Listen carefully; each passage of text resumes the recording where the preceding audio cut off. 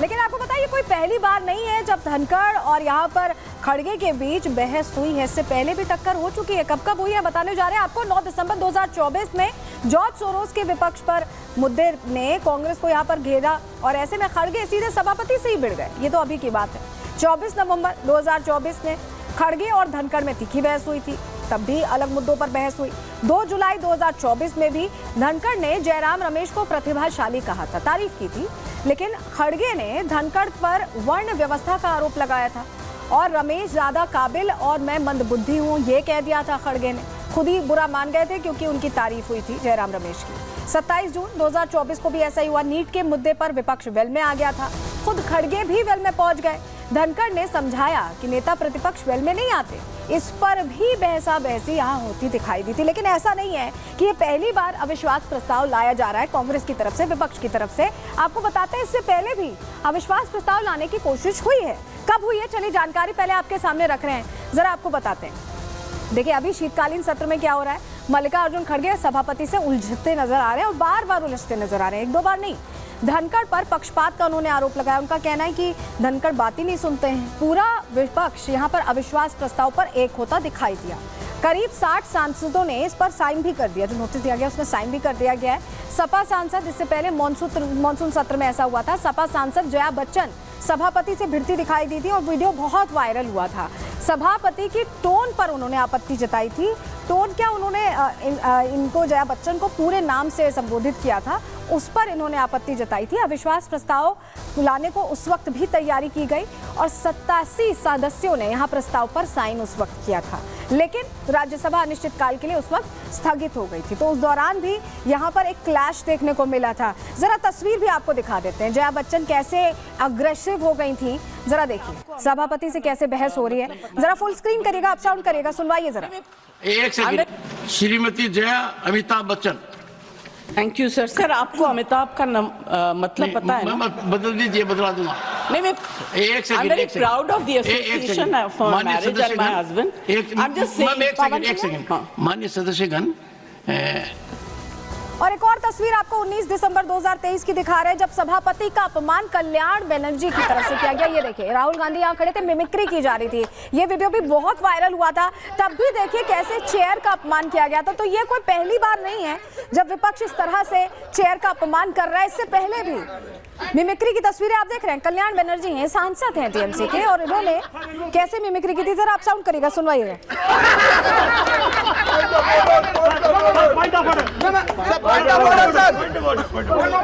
You, Mr. Gandhi, you must understand. Lok Sabha. You must understand that I have been appointed here. तो संविधान की बात तो करता है विपक्ष, लेकिन कितना सम्मान करता है ये भी देखिए। विपक्ष संविधान बचाने का नैरेटिव हमेशा ही गढ़ता रहा है, लेकिन संवैधानिक पद पर जो व्यक्ति है उसका सम्मान नहीं कर पा रहे। विपक्षी नेता सभापति की नकल करते हैं, हमने आपको वीडियो भी दिखाया। सभापति पर पक्षपात का आरोप लगाते हैं, लेकिन संसद के जो नियम हैं उनको दरकिनार करते रहते हैं। बीजेपी ने राहुल गांधी की गंभीरता पर ऐसे में सवाल उठाए थे, क्योंकि वहां पर राहुल गांधी की मौजूदगी थी। जब ये पूरा वीडियो वायरल हुआ उस वक्त वो राहुल गांधी मौजूद थे, उनके सामने टीएमसी के जो सांसद हैं कल्याण बनर्जी, वो मिमिक्री कर रहे थे। तो ये जो अविश्वास प्रस्ताव लाया गया है, क्या किसी राजनीतिक रणनीति के साथ लाया गया? क्योंकि पास तो ये होने वाला नहीं है, नंबर्स तो है नहीं, लेकिन कम से कम समय इसको लेकर हो हंगामा करने के लिए, क्या विपक्ष हो हंगामा करने के लिए और समय बाय आउट कर रहा है? रिपोर्ट के जरिए आपको समझा रहे हैं।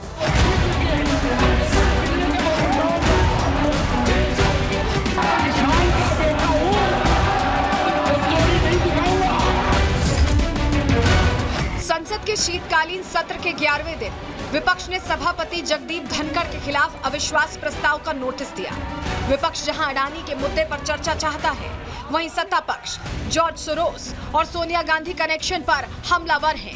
सोरोस का लिंक सामने आने की वजह से सभापति ने भी राष्ट्रीय सुरक्षा से जुड़े मुद्दे को अहमियत दी। यही वजह है कि पूरा विपक्ष लामबंद हो गया। कांग्रेस सोनिया गांधी का बचाव करने के लिए मुद्दे को भटकाने में जुट गई। सभापति के खिलाफ अविश्वास प्रस्ताव लाना इसी का नतीजा है। हालांकि विपक्षी नेताओं को भी पता है कि इस अविश्वास प्रस्ताव में वो कामयाब नहीं होंगे। बावजूद इसके विपक्ष लगातार पक्षपात का आरोप लगा रहा है। ये वही विपक्ष है जो कभी सभापति पर आरोप लगाता था तो कभी उनकी मिमिक्री करता था। उपराष्ट्रपति का पद एक संवैधानिक पद है और उसका मजाक उड़ाया गया। ऐसे में अब बीजेपी राहुल गांधी की राजनीतिक गंभीरता पर सवाल खड़ा कर रही है।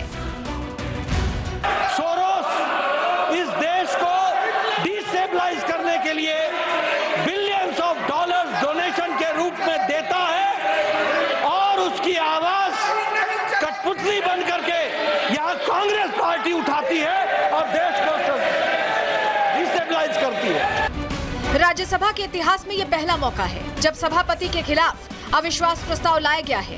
विपक्ष संविधान बचाने की बात करता है, लेकिन जब संवैधानिक पद के सम्मान की बात आती है तो विपक्ष का चाल, चरित्र और चेहरा सामने आ जाता है।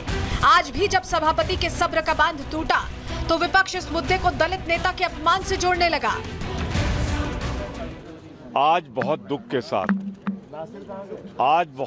के साथ हमें ये कहना पड़ रहा है कि हमारे नेता विरोधी दल, जो एक दलित मजदूर के बेटे हैं, किसान हैं, आज उनको भारतीय जनता पार्टी ने अपनी दलित विरोधी मानसिकता के कारण, किसान विरोधी मानसिकता के कारण आज हमें शर्म आ रही है कि राज्यसभा में अडानी के पैसों की खनक पर सत्तारूढ़ दल उन्हें अपमानित करता रहा। ने सदन में गालियां दे दे के चीख चीख के अपमानित किया। ये पूरे विपक्ष का अपमान है, ये देश के दलितों का अपमान है। आज अगर नेता विपक्ष के रूप में एक दलित बैठा हुआ है उस कुर्सी पे, तो आप उसको बोलने नहीं देंगे। नागपुर की मानसिकता से हिंदुस्तान चलेगा। जो भाजपाई मानसिकता जो दलितों को हजारों वर्षों से कुचलने में यकीन रखती है, जिनके राज्यों में घोड़ी पर नहीं बैठने दिया जाता दलितों को, आज एक दलित की आवाज को आपने सदन में जिस तरीके से कुचला है, पूरे देश ने इस बात को देखा है। विपक्ष सभापति के खिलाफ अविश्वास प्रस्ताव लाकर उन्हें पद से हटाना चाहता है। विपक्ष ने इस प्रक्रिया को शुरू भी कर दिया है। इसे एक राजनीतिक रणनीति के तौर पर इस्तेमाल भी किया जा रहा है, लेकिन संसद में इस तरह के प्रस्ताव को सफलतापूर्वक पारित कराना असंभव सा लग रहा है। Bureau report, Republic Bharat.